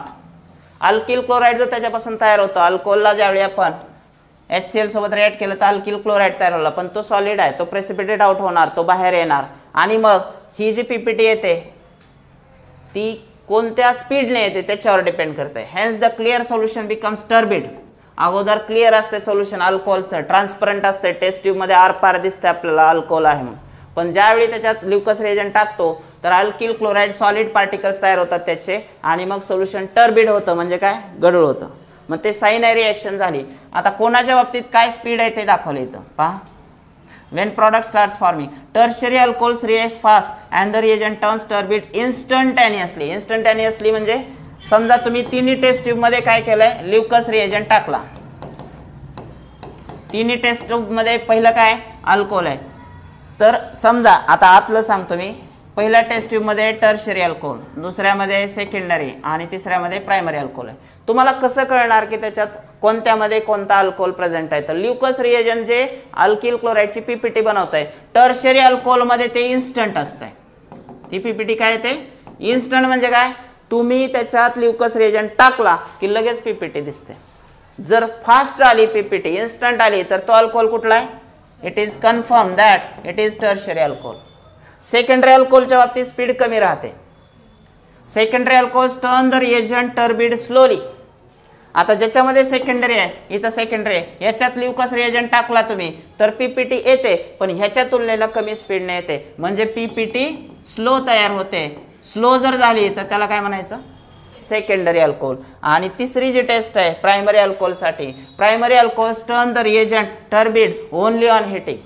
आता तुम्ही तिसऱ्या टेस्ट ट्यूबमध्ये ल्युकस रिएजंट टाकला, ह्याच्यात फास्ट आली, ह्याच्यात स्लो आली, ह्याच्यात येणारच नाही.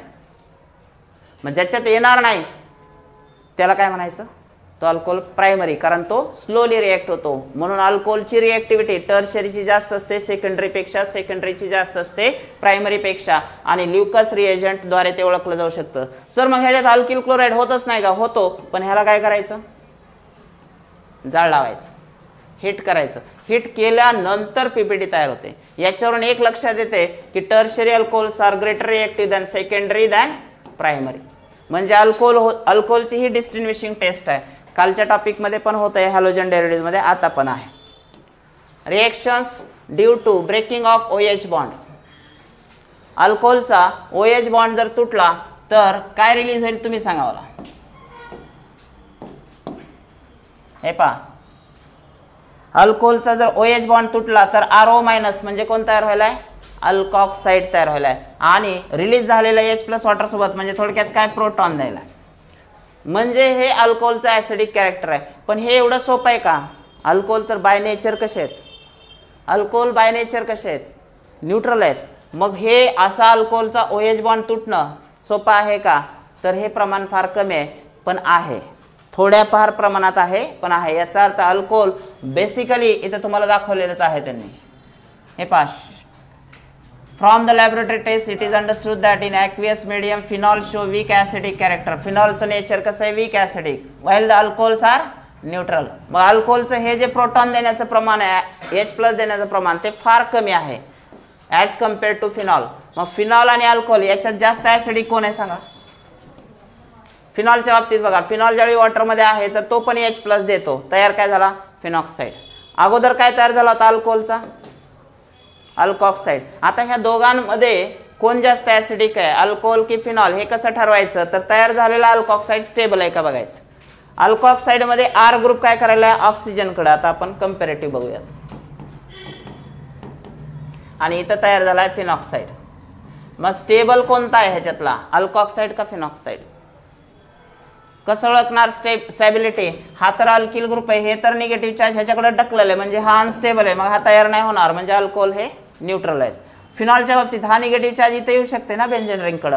ऑर्थो पॅरा आठवते का ते 5 रेझोनेटिंग स्ट्रक्चर्स तयार होऊ शकतात. म्हणजे काय व्हायलंय हा स्टेबल आहे. जो स्टेबल इंटरमिजिएट असतो मित्रांनो तो प्रेफरन्शियली बनवला जातो. म्हणून फिनॉलची ॲसिडिटी अल्कोहोलपेक्षा कशी आहे जास्त आहे. So phenols are greater acidic than alcohols. आता इथं तुम्हाला एक्झाम्पल दाखवलंय बा. ह्याच्यापैकी arrange the following compounds in decreasing order of acid strength. आपल्या यूट्यूब शॉर्ट्समध्ये ह्याचं सोल्युशन दिलेलं आहे प्रॉपर. तुम्हाला वाचायचा कंटाळा आला तर चॅनलवर जर गेलात तर 10-5 मार्काची तयारीच होती आपल्या. फक्त जवळपास 100-150 शॉर्ट्स झालेत ज्याच्यात ऑर्गॅनिकचे पूर्ण एकही बॉक्स सोडला नाही मी. एकही बॉक्स सोडला नाही. प्रत्येक बॉक्सवर शॉर्ट आहेच. प्रत्येक बॉक्सवर आहे. म्हणजे तुमचा यूज युअर ब्रेन पॉवरचा कंटेंट जो आहे इंटेक्सचा तो रेडी केला आहे तिथं. चलत चलत तुम्ही नुसतं स्क्रॉल जरी केलं त्याच्यात एक एक एक एक एक एक क्वेश्चन्स तुमच्या समोर येत राहणार आहेत. पूर्ण सगळेच टॉपिक कव्हर केले आहेत ऑर्गॅनिकची साईड हा शॉर्ट्सच्या बाबतीत. आता एकच काम करावं लागेल एका वेळी कारण वेळ जास्त घ्यायला आहे. आता ह्याला जर एक्सप्लेन करायचं म्हणलं तर 10 मिनटं जातात. इथं तुम्हाला ऑर्डर दिलेलीच आहे डायरेक्ट त्यांनी, तुम्ही बघून ठेवा. इस्टरिफिकेशन. इस्टरिफिकेशन म्हणजे काय इस्टर्स तयार करणे. कोणापासून तयार होतात अल्कोहोल आहे आणि ॲसिड आहे. कार्बॉक्सिलिक ॲसिड आणि अल्कोहोल पासून इस्टर तयार होऊ शकतो. कुठलं बॉन्ड ब्रेकिंग रिएक्शन आहे हे सुद्धा पटकन सांगा. RO की OH. ब्रेक देऊ का तुम्हाला एक 5 मिनिटाचा चालतंय घ्या ब्रेक थांबवा. OH बॉन्ड ब्रेकिंगची दुसरी रिएक्शन आहे. लक्ष द्या. जसं आपण अल्कोहोल आणि ॲसिड पासून इस्टर बनवू शकतो तसं अल्कोहोल आणि अनहायड्राइड पासून आपण इस्टर बनवू शकतो. अल्कोहोल आणि अनहायड्राइड पासून पण आपण इस्टर बनवू शकतो. मिळणारा प्रॉडक्ट इस्टर आणि ॲसिड असेल. तिसरा जो कंपाऊंड आहे याचा त्याच्यामध्ये अल्कोहोल आणि ॲसिड क्लोराईड हे सुद्धा पॉसिबल आहे. सो अल्कोहोल आणि ॲसिड क्लोराईड 2-3 प्रकार आहेत इस्टर बनवताना. एक आहे अल्कोहोल विथ कार्बॉक्सिलिक ॲसिड, दुसरा आहे अल्कोहोल विथ अनहायड्राइड, तिसरा आहे alcohol with acid chloride. So 3 प्रकारे 3 वेगवेगळ्या ॲसिडचे डेरिव्हेटिव्ह वापरून आपण काय बनवू शकतो इस्टर्स बनवू शकतो. त्यानंतर याची एक स्पेशल रिएक्शन दिलेली आहे तुम्हाला व्हेरी व्हेरी इम्पॉर्टंट. कोणती रिएक्शन दिलेली आहे पहा. Salicylic acid when it reacts with acidic anhydride तुम्ही बघू शकताय. तर त्याचा जो ॲसिटिल ग्रुप आहे मित्रांनो CH3COO तो जर ऑर्थो पोझिशनला अटॅच झाला तर जो कंपाऊंड बनतो तो बनतो ॲसिटिल सॅलिसिलिक ॲसिड आणि त्याचं कमर्शियल नेम आहे aspirin. What is the commercial name of that is aspirin. आणि ॲस्पिरिन जो तयार होतो हा एक मेडिसिन आहे. कशासाठी वापरला जातो ॲस्पिरिन सांगा. मेडिसिन आहे. कशासाठी वापरला जातो फ्युअर अँटीपॅरेटिक हो की नाही. सो ॲस्पिरिन जो आहे तो मेडिसिन म्हणून काम करतोय. याच्यावरती क्वेश्चन येऊ शकतो. बाय प्रोडक्ट ॲसिटिक ॲसिड आहे. Reaction due to breaking of CO bond. जसं आपण OH बॉन्ड ब्रेकिंग रिएक्शनमध्ये acidic character of alcohols and phenols बघितलं आणि इस्टरिफिकेशन ह्या 2 रिएक्शन पाहिल्या.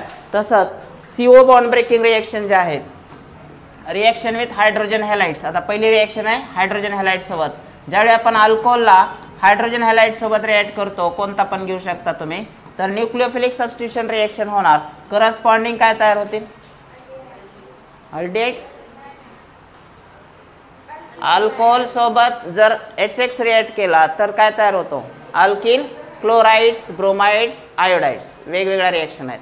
त्याचप्रमाणे रिएक्शन विथ फॉस्फरस हॅलाइड्स अल्कोहोलला जर फॉस्फरस हॅलाइड सोबत रिएक्ट केला आपण, हा आहे आपला PX3 आणि अल्कोहोल, याला जर फॉस्फरस हॅलाइड, हा ट्राय हॅलाइड आहे, तर सिंपल न्यूक्लियोफिलिक सबस्टिट्यूशन रिएक्शन तयार काय व्हायला परत अल्किल हॅलाइड. येते एक लक्षात.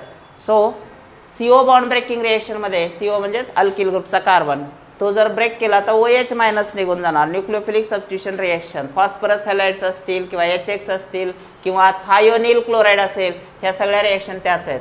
ट्राय हॅलाइड पण आहे, तसंच PCl5 हा पण वापरू शकतो, तर तयार होईल RCl म्हणजे अल्किल क्लोराईड तयार होईल.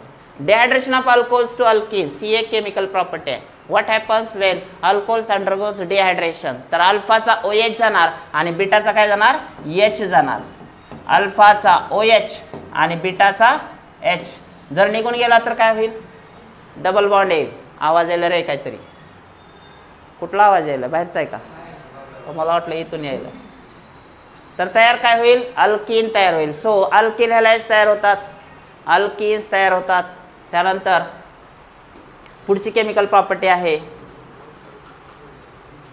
Oxidation of alcohols. प्रायमरी अल्कोहोल्सला जर आपण ऑक्सिडाइज केलं मित्रांनो, तर तयार काय होतो अल्डेहाइड. पण ते रिएजंटवर डिपेंड आहे. जर तुम्ही PCC PDC वापरला तर तुम्हाला ती रिएक्शन अल्कोहोलची अल्डेहाइड लेवलला थांबते. पण जर तुम्ही K2Cr2O7 वापरला इन डायल्यूट H2SO4 तर तो स्ट्रॉंग ऑक्सिडायझिंग एजंट आहे. स्ट्रॉंग ऑक्सिडायझिंग एजंट वापरल्यावर मात्र रिएक्शन स्टॉप होत नाही, ती रिएक्शन अशी जाते. चेक करा, KMnO4 असेल किंवा K2Cr2O7 असेल, रिएक्शन इथं थांबायला पाहिजे ते अल्डेहाइड स्टेजला, पण न थांबता कुठं चालले ॲसिडला. म्हणजेच डायरेक्टली अल्कोहोल्स कशात कन्वर्ट व्हायलेत, कार्बोक्सिलिक ॲसिड्स. मग तुम्हाला रिएक्शनची जे रिएजंट आहे त्यांची स्पेसिफिसिटी कळली पाहिजे. PCC PDC जर वापरला तर प्रायमरी अल्कोहोलचा अल्डेहाइड, CrO3 वापरला तर सेकंडरी अल्कोहोलचा कीटोन. पण स्ट्रॉंग ऑक्सिडायझिंग एजंट वापरला तर मात्र प्रॉडक्ट काय आलाय, ॲसिड यायलाय. अल्डेहाइड लेवलला रिएक्शन थांबत नाही. त्यानंतर टर्शियरी अल्कोहोलच्या बाबतीत काय आहे, tertiary alcohols are difficult to oxidise, सहज ऑक्सिडाइज होत नाहीत. On oxidation with strong oxidising agent at high temperature tertiary alcohol undergoes CC bonds breaking and gives a mixture of carboxylic acids containing less number of carbon atoms than the starting tertiary alcohol. एक तर tertiary अल्कोहोलचं oxidation होतच नाही. Suppose ब्युटिल alcohol आहे, tertiary ब्युटिल alcohol, याचं oxidation होत नाही. पण जर झालंच तर ते CC बॉन्ड ब्रेकिंग करतंय. म्हणजेच काय व्हायलंय की ह्याचा H जाणार, ह्याचा OH जाणार, म्हणजेच ते तयार काय करणार आहे, CH3 CH3 double bond CH2 म्हणजे अल्किन तयार करायला. एक पॉसिबिलिटी ही पण आहे. दुसरी पॉसिबिलिटी काय, ऑक्सिडेशन मध्ये अजून काय होऊ शकतंय, तर डायरेक्ट हा CH3 पार्ट निघून जाऊ शकतो. 4च्या ऐवजी 3च कार्बन राहतील, म्हणजे CO2H2O फॉर्म मध्ये तो जाऊ शकतो आणि मिळणारा प्रॉडक्ट तुम्हाला कमी कार्बनचा जो काही आहे तो प्रॉडक्ट मिळणार आहे ॲसिड. म्हणजे 4 कार्बनचा अल्कोहोल आहे तर 3 कार्बनचाच ॲसिड मिळेल तुम्हाला. त्याच्यानंतर सिमिलर रिएक्शन आहे ऑक्सिडेशनची by heating with copper. Copper सोबत जर हिट केलं प्रायमरी अल्कोहोलला तर अल्डेहाइड येईल, सेकंडरी अल्कोहोलला तर कीटोन येईल, आणि टर्शियरी अल्कोहोलला हिट केलं तर डिहायड्रेशन होतं. आता सांगितलं होतं मी, टर्शियरी अल्कोहोलला हिट केलं तर तुम्हाला अल्डेहाइड कीटोन मिळत नाही, तर काय मिळतंय, अल्कीन मिळतो. लक्षात ठेवा. म्हणजेच अल्फाचा OH गेला, बीटाचा H गेला, डिहायड्रेशन होईल आणि अल्कीन मिळेल. ही रिएक्शन आलेली आहे.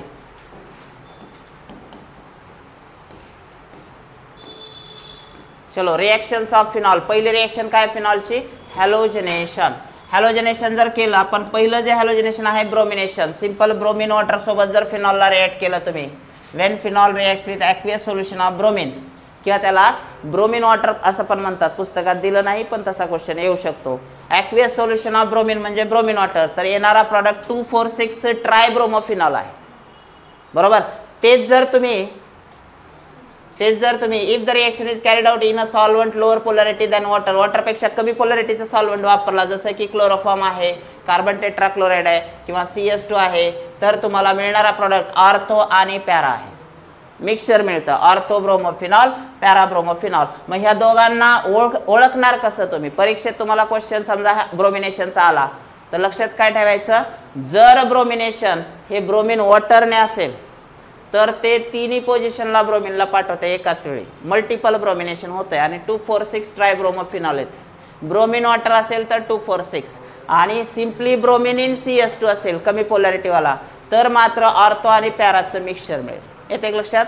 तर कुठली पण एक बाजू पण तुम्ही लक्षात ठेवू शकता. CH2 म्हणलं की ऑर्थो पॅरा असं पण करून ठेवू शकता बाजूला. येते लक्षात. आणि ह्याला ब्रोमिन वॉटर आहे, ब्रोमिन वॉटर तर काय येणार 246 असा पण शॉर्टकट लिहून ठेवू शकता. BW आला की 246. BW म्हणजे ब्रोमिन वॉटर, 246 म्हणजे 246 ट्रायब्रोमोफिनॉल. आणि जर CH2 वापरला सॉल्व्हंट म्हणजे प्लेन ब्रोमिन तर ऑर्थोपॅराचं मिक्सचर मिळतंय. म्हणजे तुम्ही दोन सेम असणाऱ्या रिएक्शनला त्यांचा फरक कसा लक्षात ठेवायचा तर ट्रिकच्या द्वारे लक्षात ठेवावं लागतं. असं लक्षात राहत नाही कारण ते परत कन्फ्यूज करतं एक्झाममध्ये. त्यामुळे दोन्ही बाजू लक्षात ठेवताना कन्फ्युजन होतंच. नायट्रेशनच्या बाबतीत पण ते कन्फ्युजन आहेच. बघा आता हे जसं ब्रोमिनचं वॉटर आहे का CH2 आहे त्याच्यावर डिपेंड आहे प्रॉडक्ट, तसं नायट्रेशनमध्ये पहा phenol reacts with dilute nitric acid at low temperature. जर लो टेम्परेचरला रिएक्ट केलं to give mixture of ortho and para. Low temperature जर असेल LT तर OP करायचं. पण तेच जर विथ कॉन्सन्ट्रेटेड ॲसिड, आता पहा हे पण महत्त्वाचं आहे अजून, जर ॲसिडच्या बाबतीत पण डायल्यूट नायट्रिक ॲसिड आहे, हे पण महत्त्वाचं आहे, हे पण लिहून देतो मी, डायल्यूट नायट्रिक ॲसिड आहे तर त्यावेळी ऑर्थोपॅराचं मिक्सचर मिळालं. आणि तेच जर कॉन्सन्ट्रेटेड नायट्रिक ॲसिड असेल, कॉन्सन्ट्रेटेड नायट्रिक ॲसिड असेल तर मात्र 246. 246 म्हणजे काय 246 ट्रायनायट्रोफिनॉल. आणि याला एक कमर्शियल नेम पण आहे, पिक्रिक ॲसिड पण म्हणतात याला, picric acid used as an explosive. हे पण महत्त्वाचं आहे तेवढंच. सो मग मला सांगा जसं ब्रोमिनचं वॉटर किंवा CH2 मधलं मीडियम होतं तसं नायट्रेशनमध्ये कोण गव्हर्न करायला आहे, कंट्रोल कोणाकडे आहे, कॉन्सन्ट्रेशन. डायल्यूट असेल लो कॉन्सन्ट्रेशन असेल तर तुम्हाला OP मिळतो म्हणजे ऑर्थोपॅराचा मिक्सचर. आणि हायली कॉन्सन्ट्रेटेड असेल तर त्यावेळी तुम्हाला 246 मिळतो. सल्फोनेशन ऑफ फिनॉल हे कशावरती आहे, phenol reacts with concentrated sulphuric acid at room temperature to give orthophenol sulphonic acid. जर रूम टेम्परेचरला रिएक्शन असेल, अरे बापू लय लांब गेलं की, इथं बघा सल्फ्युरिक ॲसिड 293 केल्विन रूम टेम्परेचरला असेल तर ऑर्थोफिनॉल, आणि 373 हाय टेम्परेचरला असेल तर पॅरा. मग इथं पण फरक आहे. इथं फरक कशाचा आहे, टेम्परेचरचा. नायट्रिक ॲसिडला कशाचा आहे, कॉन्सन्ट्रेशनचा. आणि ब्रोमिनला कशाचा आहे, सॉल्व्हंटचा. ब्रोमिन इन वॉटर असेल तर 246, ब्रोमिन इन CH2 असेल तर OP ऑर्थोपॅरा. नायट्रिक ॲसिड वापरताना आपण जर लो कॉन्सन्ट्रेशन म्हणजे डायल्यूट वापरला तर OP आणि कॉन्सन्ट्रेटेड वापरला तर 246 पिक्रिक ॲसिड. तसं सल्फोनेशनमध्ये रूम टेम्परेचरला रिएक्शन असेल तर ऑर्थो आणि हाय टेम्परेचरला रिएक्शन असेल तर पॅरा. हा फरक तुम्ही शॉर्टकट काहीतरी ट्रिक वापरून तिथंच पुस्तकात बाजूला लिहायचं. पुस्तकं सध्या जवळच ठेवा बरं का. पुस्तकं मला तुमची बघायचीत नंतर कशी कशी आहेत ते. एकदा हे आपलं रिव्हिजन संपलं ह्या 2-4 दिवसात की मी सगळ्याची पुस्तकं चेक करणार आहे. तुमच्या पुस्तकाच्या परिस्थितीवरून तुम्ही केलेला अभ्यास ठरणार आहे. सो तुमच्या पुस्तकाचे जे काय 200-300 पानं आहेत ते मी चेक करणार आहे, काय काय केलं आहे, दिवा काय काय लावला आहे, आणि त्याच्यावर तुमचा रिझल्ट पण आहे. पुस्तक जर मला कोरं करकरीत दिसलं तर बघा मग तुम्ही आहे तर मी आहे. तिथं तुम्ही वाचलेलंच पाहिजे. 2-2, 3-3 कलर दिसले पाहिजेत मला तिथं. किती वेळेस वाचले तेवढे कलर येत असतात वेगळे. एकाच हायलायटरने तुम्ही मल्टिपल टाईम वाचत नाही. दुसऱ्या वेळेस दुसरा पेन वापरचाल, पेन्सिल वापरचाल. 2-3 कलर पुस्तकात दिसले पाहिजे तर तुमचा अभ्यास तगडा आहे. आणि खोटं सांगत नाही, तुमच्या पुस्तकाची PDF करणार आहे मी. 99 ज्याला येतील ना PDF, आणि इथं तुमच्या ज्युनियरला दाखवणार आहे परत. हे बघा गेल्या वर्षीचे विद्यार्थी असे वाचित होते. हे सगळे न्यूमॉनिक्स असे लिहिलेले तुमचे सुद्धा स्वतःचे. मी दिले तेच नाही, तुमचे स्वतःचे सुद्धा तिथं पाहिजेत त्या पेजवर. त्यामुळे ते पुस्तक लय महत्वाचं आहे, त्याला किंमत आहे. विराट चलो one of the name reaction, famous name reaction, Riemer-Tiemann reaction. What happens in this reaction? Phenol when reacts with the mixture chloroform and NaOH. Chloroform आणि NaOH सोबत रिएक्ट झाला तर तो डायक्लोरोकार्बिन बनवतो आणि इंटरमिजिएट असा तयार होतो. That intermediate which is unstable, जास्त वेळासाठी राहत नाही, तो डिकम्पोज होतो. When it reacts with the excess of NaOH then it forms the salt of that benzaldehyde and that benzaldehyde salt on hydrolysis gets broken down to form salicylaldehyde. So Remer-Tiemann reaction चे substrate सांगा कोण कोण आहेत? Phenol, chloroform आणि NaOH. त्यानंतर NaOH 2 वेळा आहे म्हणजे तो एक्सेस वापरला गेला आहे. रिएक्शन इंटरमिजिएट मध्ये लास्टली काय करायचं आहे? ह्या फिनॉक्साइडला ब्रेक करायचं आहे तर काय वापरतो आपण? हायड्रोलिसिसची स्टेप वापरतो, ऍसिड हायड्रोलिसिस. फायनल प्रॉडक्ट काय या रिएक्शनचा? Salicylaldehyde. So think over it. In Reimer Tiemann reaction RT, Reimer Tiemann reaction मध्ये प्रॉडक्ट जो आहे तो सॅलिसिलल्डेहाइड आहे. कोण आहे? सॅलिसिलल्डेहाइड. Al करून ठेवतो वाटल्यास, तुम्ही परत कन्फ्यूज होत चालला अल्डेहाइड आहे काय ऍसिड आहे. त्याच्यानंतर if carbon tetrachloride is used in place of chloroform, जर तुम्ही CaCl3 बदलला. आता ह्या लाईन कडे कुणाचंच लक्ष नसतंय, वाचित आहे की पुढे पळत आहे ते. हे जे लाईन आहे ते महत्वाची. क्वेश्चन त्याच्यावर CET ने विचारला. काय दिलेले पहा. If carbon tetrachloride is used in place of chloroform, तर प्रॉडक्ट हा काय येतो? RT मध्ये सुद्धा सॅलिसिलिक ऍसिड येतो. जसं इथं सॅलिसिलल्डेहाइड आलाय, क्लोरोफॉर्म वापरला तर सॅलिसिलल्डेहाइड. पण जर क्लोरोफॉर्मच्या ऐवजी CCl4 वापरला इथं CCl4 तर मिळणारा प्रोडक्ट काय मिळतो? सॅलिसिलिक ऍसिड मिळतो. कन्फर्म. त्याच्यानंतरची रिएक्शन आहे Kolbe's reaction. The treatment of sodium phenoxide with carbon dioxide. Sodium phenoxide with carbon dioxide at 398 Kelvin and 6 atmospheric pressure followed by acid hydrolysis. हा जो सोडियम सॅलिसिलेट आहे, सॉल्टच आहे हा, पण याचं ब्रेकडाऊन होतं आणि मिळणारा प्रॉडक्ट काय? Salicylic acid. सो तुमच्या डोक्यात जे आहे की कोल्ब्स रिएक्शनचा प्रॉडक्ट सॅलिसिलिक ऍसिड आहे, तर तसं काही नाही. रिमर-टिमन रिएक्शन मध्ये सुद्धा सॅलिसिलिक ऍसिड बनू शकतो. फक्त तुम्हाला काय चेंज करायचं आहे? क्लोरोफॉर्मच्या ऐवजी काय घ्यायचं आहे? तिथं कार्बन टेट्राक्लोराइड घ्यायचं आहे. हा फरक लक्षात ठेवा. कोल्ब्स रिएक्शन मधले सबस्ट्रेट कोण कोण आहेत? सोडियम फिनॉक्साइड आणि कार्बन डायऑक्साइड. फिनॉलला ऑक्सिडाइज केलं मित्रांनो आपण, तर मिळणारा प्रोडक्ट काय? पॅराबेन्झोक्विनोन. ऑक्सिडायझिंग एजंट लक्षात ठेवा, क्रोमिक ऑक्साइड और सोडियम डायक्रोमेट.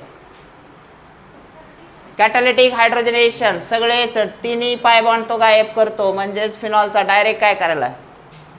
सायक्लोहेक्झॅनॉल. फिनॉलचं ॲरोमॅटिक कॅरेक्टर गायब करण्याचं काम हायड्रोजनेशन रिएक्शन करत आहे. Last but not least, reduction of phenol. When phenol undergoes reduction by using zinc metal, then what does it forms? Benzene. Preparation of ethers. Next is dehydration of alcohols. पहिली reaction जे आहे इथरच्या बाबतीत ते continuous इथरिफिकेशन आहे. तुम्ही काय करू शकता? इथेनॉलला डिहायड्रेट करू शकतात by using the डिहायड्रेटिंग agent H2SO4 at 413 Kelvin. हे महत्त्वाचं टेम्परेचर कंट्रोल रिएक्शन आहे.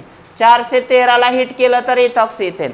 पण जर टेम्परेचर वाढलं, इकडे बघा, टेम्परेचर 413 चं 443 झालंय, तर प्रॉडक्ट काय आलाय? Same reaction, alkene. याचा अर्थ 413 जर असेल तर प्रॉडक्ट इथर आहे, 443 असेल तर प्रॉडक्ट अल्किन आहे. Reaction same.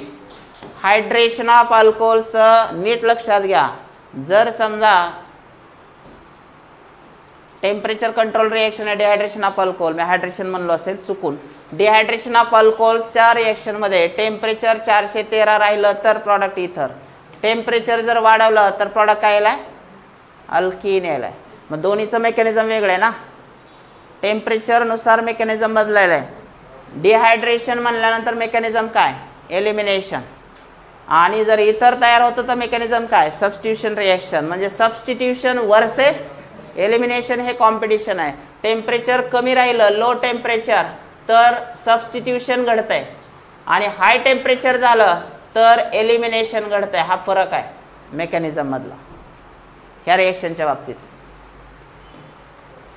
Use of higher temperature secondary और tertiary alcohols gives alkene as the major product. Secondary टर्शियरीला शक्यतो काय होतंय?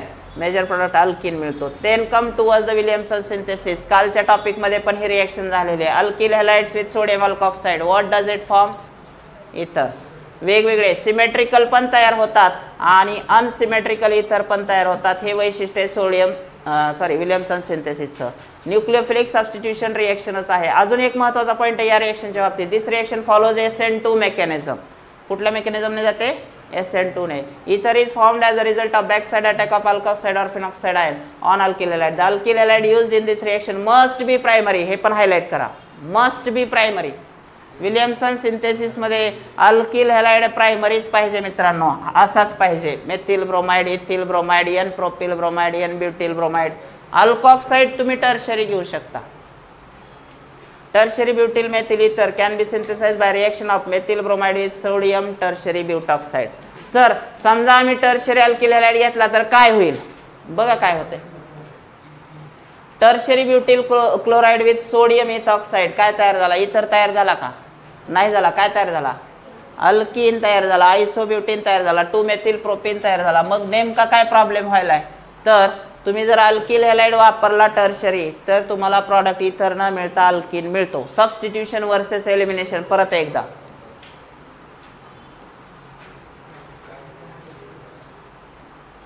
इथं दाखवलं बघा, हा क्वेश्चन छान आहे, वाचून ठेवा तुम्ही, इम्पॉर्टंट क्वेश्चन आहे.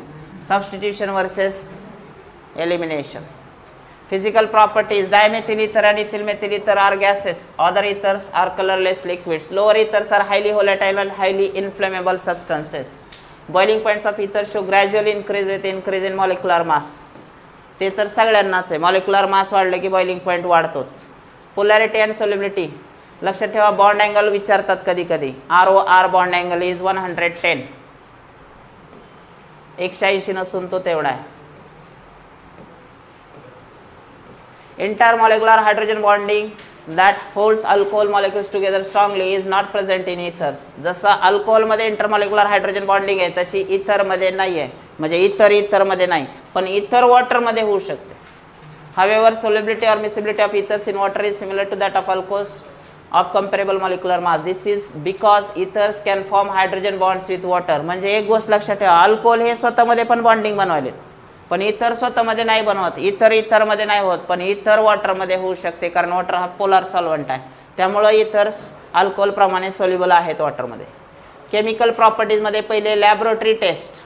इथरला जर ॲसिड सोबत रिएक्ट केला, पण ethers do not react with bases, cold dilute acids, reducing agents, oxidising agents. कोणाकोणासोबत रिएक्ट होत नाहीत. परत एकदा बघा, क्वेश्चन MCQs येतात त्याच्यावरती. बेसेस सोबत होत नाहीत, कोल्ड ॲसिड सोबत होत नाहीत, रेड्युसिंग एजंट सोबत रिएक्ट होत नाहीत, ऑक्सिडायझिंग एजंट सोबत होत नाहीत, ॲक्टिव्ह मेटल सोबत होत नाहीत. मग दिलंय काय सर, इथर नेमकं होतात कोणासोबत react. However ethers dissolve in cold concentrated H2SO4. Medium महत्वाचा ॲसिडचा हायलाइट करून ठेवा, कोल्ड कॉन्सन्ट्रेटेड H2SO4. आणि प्रॉडक्ट येतो ऑक्झोनियम सॉल्ट. इथरच्या ऑक्सिजनला प्रोटॉन जोडला जाऊ शकतो, त्याला आपण ऑक्झोनियम सॉल्ट म्हणू शकतो. आणि ही रिएक्शन फक्त कोल्ड कॉन्सन्ट्रेटेड H2SO4 ला आहे, बाकी कोणाला नाही. Reactions involving alkyl groups of ethers तुम्ही बघू शकताय.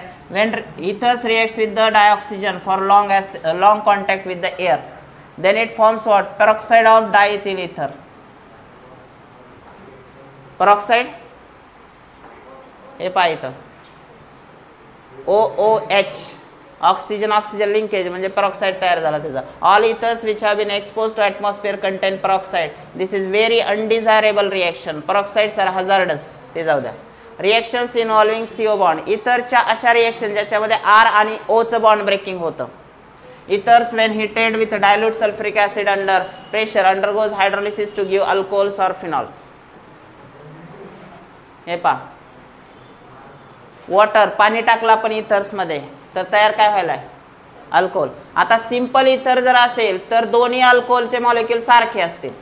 मिक्स्ड इथर असेल तर दोन अल्कोहोल वेगवेगळे येतील. इथिल मेथिल इथर याला जर पाणी टाकलं in presence of dilute H2SO4 तर तुम्हाला कोणते अल्कोहोल मिळतील, एक इथिल अल्कोहोल मिळेल आणि दुसरा मेथिल अल्कोहोल. पण तेच डायमेथिल इथरला पाणी टाकलं तर काय मिळेल, दोन्ही पण मिथेनॉलच मिळतील. मेथिल अल्कोहोलचे 2 मोल्स मिळतील. ॲरोमॅटिक इथर आहे इथिल किंवा जे पण मेथिल फेनिल इथर आहे, मेथिल फेनिल इथर त्याला जर पाणी टाकलं तर काय मिळेल, एक फिनॉल मिळेल आणि दुसऱ्या बाजूला मिथेनॉल मिळेल. त्याचप्रमाणे रिएक्शन विथ PCl5, इथर्सला PCl5 सोबत रिएक्ट केलं तर तुम्हाला 2 वेगवेगळे अल्किल क्लोराइड्स मिळतील. एक R हा, दुसरा R हा, तर 2 मिक्सचर ऑफ अल्किल क्लोराइड्स. आणि बाय प्रोडक्ट आहे तसाच तिथं पण मिळाला होता PCl5 ला POCl3 इथं पण मिळतो. Reaction with hot concentrated acid, HX सोबत जर समजा रिएक्ट केला पण इथरला हॅलोजन ॲसिड सोबत तर एक अल्किल हॅलाइड मिळतो आणि दुसरा अल्कोहोल मिळतो. परत एकदा ऐका, alkyl ethers reacts with hot concentrated H and HBr to give an alcohol and alkyl halide. आणि या अल्कोहोलला फर्दर एक्सेस ऑफ HX सोबत रिएक्ट केलं तर परत काय मिळालं, अल्किल हॅलाइड. मग मला फायनल प्रॉडक्ट सांगायचा काय असेल, अल्कोहोल की अल्किल हॅलाइड? अल्किल हॅलाइड असेल. फायनल प्रॉडक्ट हा अल्किल हॅलाइडच असेल. सो इथर्स पासून अल्किल हॅलाइड बनू शकतात. रिएक्टिव्हिटी कोणाची जास्त आहे? HI is greater than HBr is greater than HCl. Highlight करून ठेवा, अंडरलाईन करून ठेवा. ॲनिसोल वापरला आपण तर काय काय मिळालं आपल्याला, एका बाजूला फिनॉल आणि दुसऱ्या बाजूला मेथिल आयोडाईड. मग नेमका बॉन्ड कोणता तुटलाय बघा, OCH3 का O बेन्झीन रिंग? फिनॉल कधी मिळेल? OCH3 बॉन्ड तुटल्यानंतर, कारण फिनॉक्साइड आयन तयार होतो. फिनॉक्साइड आयन हा मोर स्टेबल आहे, त्याच्यामुळे H+ ह्याचा H ह्याच्याकडे आहे. सो जो मोर स्टेबल इंटरमिजिएट आहे तो तयार होतो, त्याच्यामुळे इथं आपल्याला फिनॉल मिळतो, मेथिल अल्कोहोल मिळत नाही. हा क्वेश्चन येतोय, परीक्षेत आलेला आहे, तुम्हाला पण विचारतील कारण कन्फ्युजिंग आहे. इथं दिलेलं बघा, हेन्स अँड एरिल अल्किल इथर undergoes cleavage of oxygen alkyl bond and yields of phenol and alkyl halide. उलट होत नाही, हा बॉन्ड नाही तुटत अलीकडला. इलेक्ट्रोफिलिक सबस्टिट्यूशन मध्ये परत एकदा जे पण इथर ग्रुप आहे किंवा अल्कॉक्सी ग्रुप आहे तो ऑर्थो पॅरा डायरेक्टिंग आहे. ऑर्थोला निगेटिव्ह चार्ज येतो, पॅराला निगेटिव्ह चार्ज येतो ऑर्थोला. मग येणारा इलेक्ट्रोफाईल सुद्धा कुठे येईल, ऑर्थो किंवा पॅराला. त्याच्यानुसार मग त्याचं हॅलोजिनेशन, तुम्ही जर ॲनिसोलचं हॅलोजिनेशन केलं ब्रोमिन इन ॲसिटिक ॲसिड तर तुम्हाला मिक्सचर मिळणार कोणतं, ऑर्थो ब्रोमो ॲनिसोल आणि पॅरा ब्रोमो ॲनिसोल. पण स्टेबल कुठला असतो, ऑर्थो की पॅरा? पॅरा, म्हणून मेजर प्रॉडक्ट पॅरा आहे. क्लिअर.